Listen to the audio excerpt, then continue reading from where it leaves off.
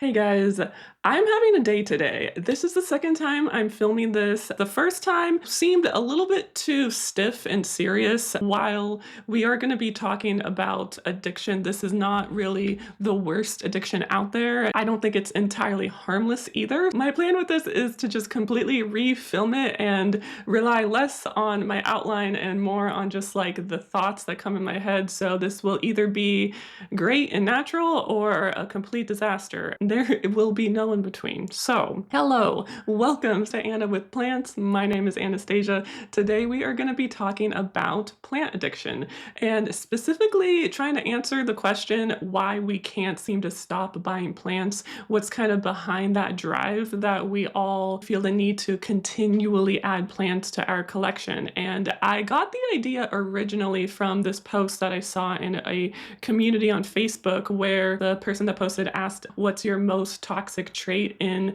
the plant hobby?" And the resounding majority said that they feel a need to buy one plant a week, which honestly got my wheels turning. And so this is the result of all of those thoughts. First, we are going to just very briefly defining what addiction is. This is just a thing that I like to do. I like to define what we're talking about. So addiction, according to Google, is not having control over doing, taking, or using something to the point where it could be harmful to you. So in terms of the whole spectrum of addictions, I think plant addiction, i.e. the compulsive buying of plants, is on the least harmful end of the spectrum. Now, don't get me wrong. I think that obsessively buying plants can harm you, A, your mental health, and B, your wallet. But in relation to other addictions, it is really not that bad to have. I also found this infographic talking about the 4 C's of addiction, and I kind of want to tie it into the plant hobby because I think it really encapsulates the slow movement from just buying a plant here and there and it being a nice thing to do to now this thing that you added over 100 plants to your collection in a year, and it's gotten to the point where it's super out of hand. The 4 C's of addiction. So first it starts with craving, which is the intense. Sorry, my dog's over there and he likes to sigh a lot and tell me he's not satisfied. It starts with the first C, which is craving, which is the intense desire or urge to engage in a addictive behavior. In this case, we're talking about compulsively buying plants. The next step to this is loss of control. So that is the difficulty in limiting that behavior despite negative consequences. This is kind of when you start to err into the side of bringing in, hey, if you happen to see that video, 42 Hoyas in a month. That is what I did. And definitely after that, I felt its negative consequences for sure.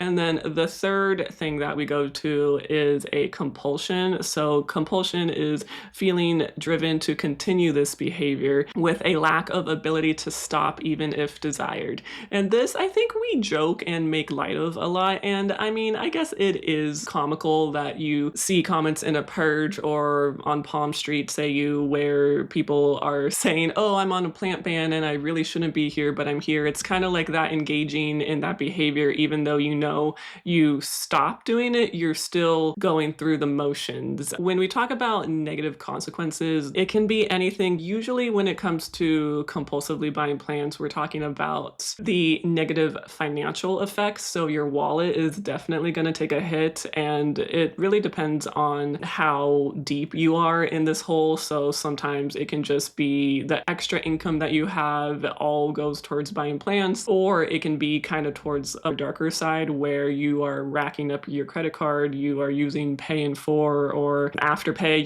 like all those where you don't have the money now, but you just pay for it and you'll pay it back down the road. And those can be negative consequences and also impacting your mental health. That kind of ties into growing your plant collection to the point where you can no longer take care of it, and that causing you a lot of stress. Now that we've kind of covered what plant addiction is, let's kind of go into what motivates us to even engage in buying plants in the first place. The first and honestly the most common one is the fear that you're going to miss out on the newest, hottest plant. I think that is definitely a thing that we all feel at some point in in the plant hobby.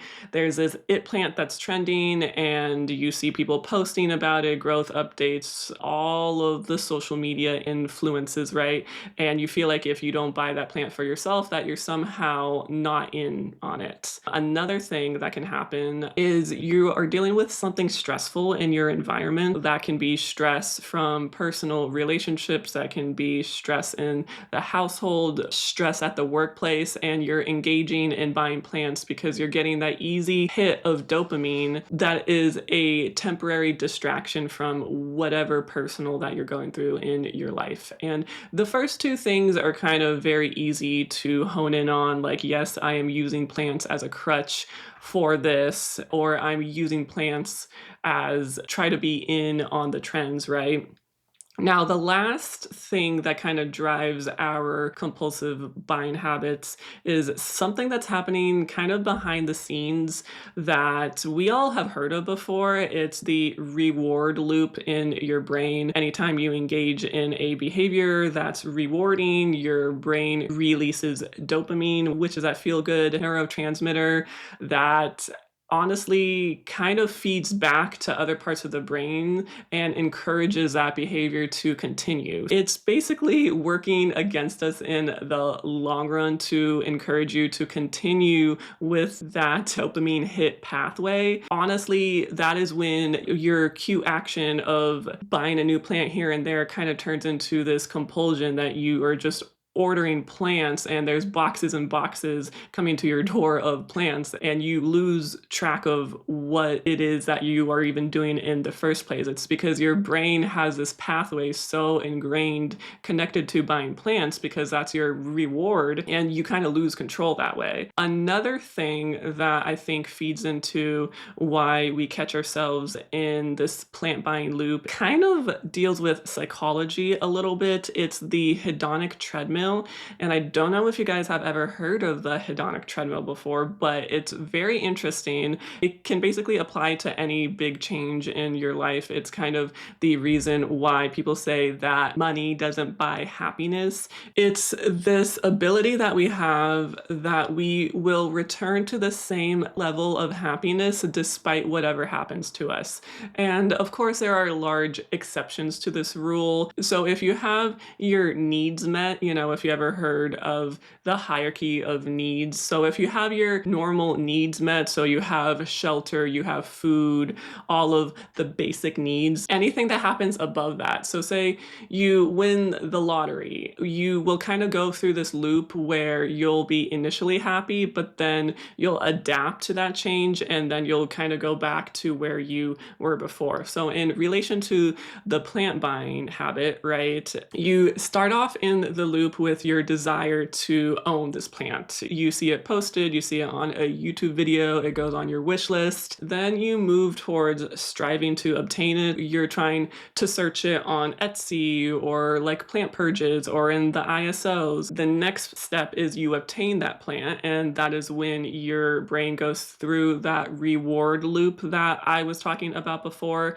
and you enjoy it for a period of time. And the more you engage in this loop, the more plants you buy, that period of enjoyment begins to shorten and shorten. The next step is you adapt to acquiring that plant. That plant no longer really sparks as much joy as it did in the process to obtaining it.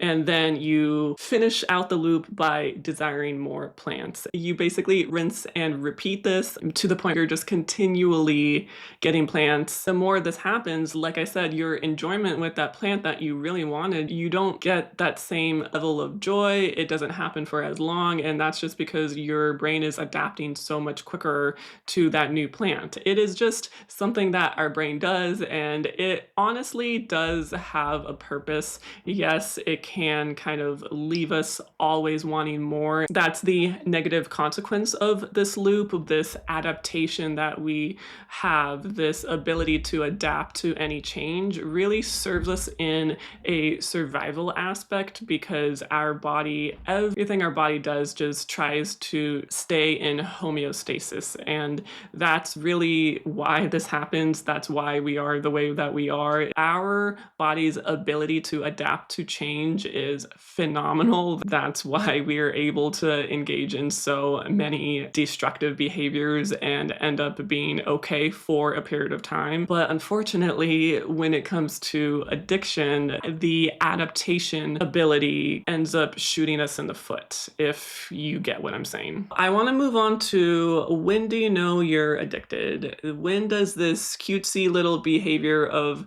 buying a new plant kind of turns into a compulsion and something that you really need to check? As we discussed in the beginning of the video, it's basically when you carry out this behavior despite knowing there's a negative consequence. You keep on buying plants even though you know you have way too many plants to take care of, and you're no longer even really taking care of the plants that you already have, but you just buy the plant anyway. This is kind of when you need to start asking yourself some important questions. Why are you doing this? The other answer to this question is when there are certain behaviors that you used to get joy out of that either you no longer feel joy in or you don't feel as much joy in. So in relation to me, I really got a lot of joy in kind of checking for growth in my plants and really checking on them almost on a daily basis. And when I was buying way too many plants than what I needed to, I really didn't find the same enjoyment in checking in on my plants. If anything, checking in on my plants was more stressful because the more that I saw the plants that I had, I was like, wow, I need to water, I need to repot that plant. And it's like the stress kept piling on. And so I kind of stopped even checking in on my plants, but I still continued buying plants. So this is kind of like the part where I realized that this is whatever I was doing was not working for me. The bottom line is ask yourself the question of, do you feel bad buying this plant? Do you feel an ounce of guilt? Like, oh, I really shouldn't, but you know, it's a great deal. If I don't buy it, another person's gonna buy it, so I might as well just buy it. Any negative emotion you get when buying that plant, I would kind of ask yourself if that should be normal, because I would argue that buying a plant, a new plant to take into your home, should be a purely positive emotional experience. And when you start feeling bad for doing that, I don't know. You need to start asking yourself some questions here. Now, ending out on this video, we're gonna talk about how to stop buying plants. And the answer to this is gonna be slightly different for every person. I'm just gonna go over some things that have worked for me and some other things that I know have worked for other people. In order to get to this place, you must have had your epiphany moment. For me, my big epiphany moment was I realized that the majority of the enjoyment that I was deriving from this plant hobby was from buying plants, not actually taking care of plants, which defeats the entire purpose of it. When I realized that was happening, I realized this is not okay. I really actually need to change what I've been doing. The most obvious thing is to modify your behavior. You need to stop that loop that I was talking about, and specifically, I don't think you can ever stop fully desiring a plant, but you can essentially stop yourself from trying to obtain it. And that's the part of the loop that you can easily cut and break away from. That can be either totally removing your ability to even strive for plants, which means that you stop stocking new plant shop releases, you stop going on purges, you stop going on Palm Street. If it's really to the point where you can't even see plant hauls or plant unboxings, you know, trying to decrease the temptation could be your answer. Other people, the answer is going to be more so in just trying to stop themselves from obtaining that plant. Say you like a plant, you put it in your shopping cart. I would encourage you to just pause. Yes, that plant might sell out if you do this, but if that happens, then are you really going to feel bad about it? Honestly, I can say safely, of all the plants that I was about to buy and I happened to miss out on them, I really didn't miss that plant at all at the end of the day. Give it a good night's sleep. A thing that I've done, this just happened last month. I saw this seedling release that sounded really good to me, and I thought that I didn't have anything in my collection like it. And then I ended up going through my entire collection because I had a water, and I realized through doing that, I actually had a plant that was a lot like that seedling cross that I was about to buy. And then I realized, like, oh, I don't even need to buy that. Maybe taking stock of your collection before you hit that purchase button will also make you not even want it in the first place. Another thing that you can do is set criteria, so strict criteria for the plants that you want to bring in. And if a plant that you want doesn't hit all of that criteria, then you need to ask yourself if you really need that plant or if you just want that plant. This criteria that you'll create, it really kind of depends on what you need in your plant collection. If you're into the anthurium hobby and you're only trying to bring in plants that you're going to breed with, that could be a criteria. It'll be individualized for that person. That checklist can also be helpful in stopping plant purchases. And the last thing that I want to talk about is the good old-fashioned distraction technique, completely doing something else and hoping that the time in not engaging in buying plants will kind of reset your behavior patterns. So that can either be really honing in on falling in love with the enjoyable things in the plant hobby that you used to like. That's kind of like what I'm doing in 2025. I'm just literally striving to take care of my plants and watch them grow and hopefully thrive. I'm trying to fall back in love with literally growing plants, which I know sounds kind of weird, but going back in the year that I've had it in 2024 kind of makes sense. The other thing is you can also just engage in another hobby that you like. And I also did that too. I love reading books. And so I've kind of leaned more heavily on my books in these last couple months to just kind of get me through that impulse of wanting plants. Like it's still there, but I'll be caught up in a book, so I don't even really care at the end of the day if I get it or not. That kind of wraps up this discussion. I hope you found some value in it. If you have anything to add, anything at all, please leave a comment down below. You guys know I always love hearing your thoughts and opinions on what we're talking about. I think that's going to be a huge trend in 2025 is just being way more intentional with plant buying, really downsizing your collection and just falling back in love with growing plants. And I think this hobby does go in a cycle. So right now, after years and years of overconsumption and overbuying plants, which really got kicked off by COVID, we are now going into the era where we do the exact opposite of that. And I'm sure in 5-10 years, it'll go all the way back to buying plants again. These things kind of come in waves, but right now I think we're in the wave of downsizing for sure. This realization that a lot of people in the plant hobby are having is kind of a factor in why we're seeing a lot of plant shops closing down, because we're not super trigger happy on buying plants anymore. We've come to the point where all of our collections are literally bursting at the seams. We've had to deal with the consequences of compulsively buying plants. We've dealt with the financial strain, maybe we've dealt with the stress and our hit on our mental health, and we are now taking action, and therefore the sales of these plant shops, they're kind of starting to see that. And of course there are other things at play than just the consumer, but I think consumers are starting to wise up in how they want to spend their money and how they would like their collection to be. I think plant shops are really feeling it. It's going to be definitely a very different environment to open up a plant shop than it was 4 or 5 years ago. I think this was really hard for me to do a video where I'm not doing something as I'm talking to you. I hope that that's okay and it wasn't too boring. Sorry if you heard any sounds. There were kids playing, my dog's over here.